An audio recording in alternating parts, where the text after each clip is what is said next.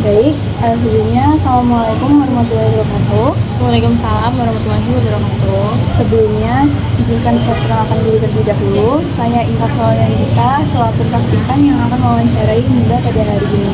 Mungkin Mbaknya bisa perkenalan terlebih dahulu. Perkenalkan, saya Najwa Mutegasani Oke, dari fakultas mana? dari Fakultas Psikologi. Di Fakultas Psikologi ya. Gimana perjalanannya Mbak ke sini? Apakah lancar? Alhamdulillah lancar, cuman tadi sempat macet, tapi nggak apa-apa kok. Oke, Mbaknya udah makan?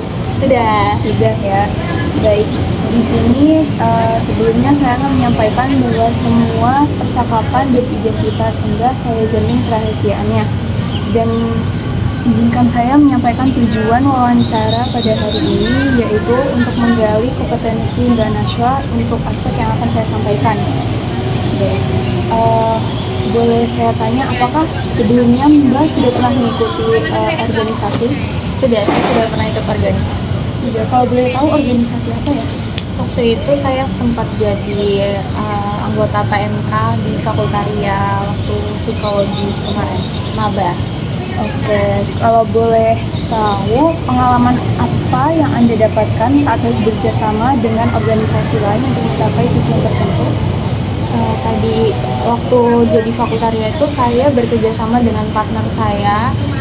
Di situ kita jadi PMK, jadi kita kerjasama untuk membangun dan menemani adik-adik maba itu dalam mengadaptasi diri di psikologi. Jadi untuk kayak penugasan mereka gitu kita yang handle, dan kita menghandle juga gimana kita memberi penugasan untuk mereka, kita bangun rapot juga. Jadi kita kayak gimana ya, membuat mereka itu tuh nyaman, karena ini kan lingkungan baru ya, jadi kita berusaha membuat mereka itu nyaman berada di lingkungan baru.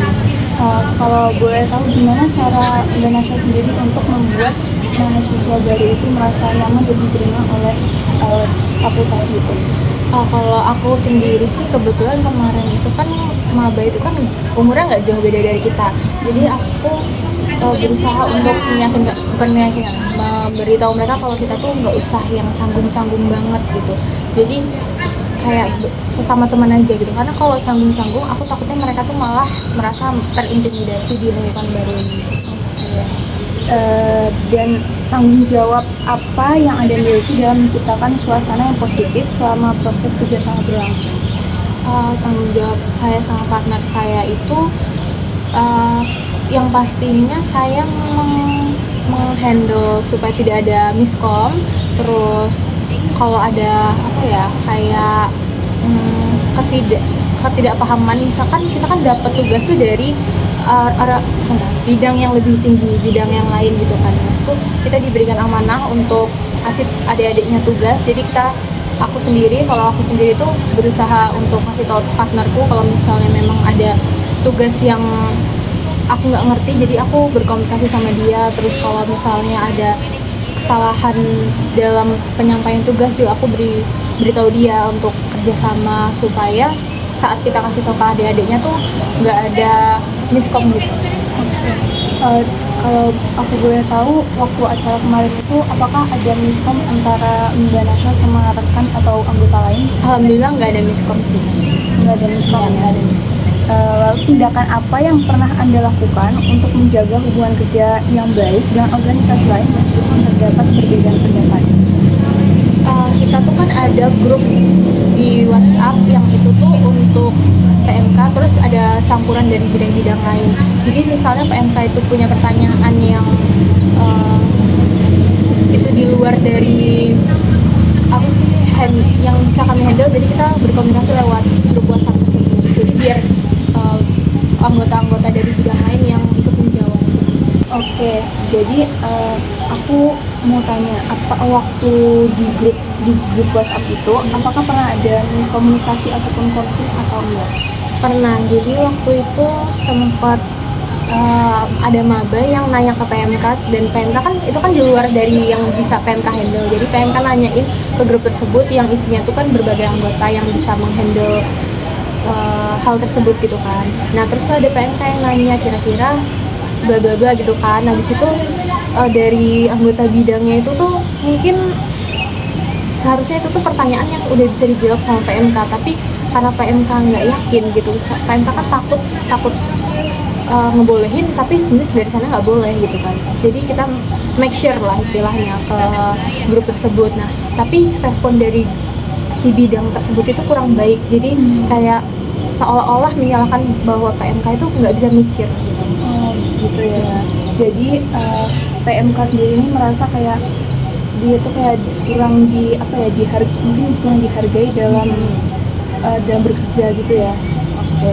Selanjutnya, hasil apa yang Mbak Nasya rasakan setelah melakukan kerjasama antara organisasi?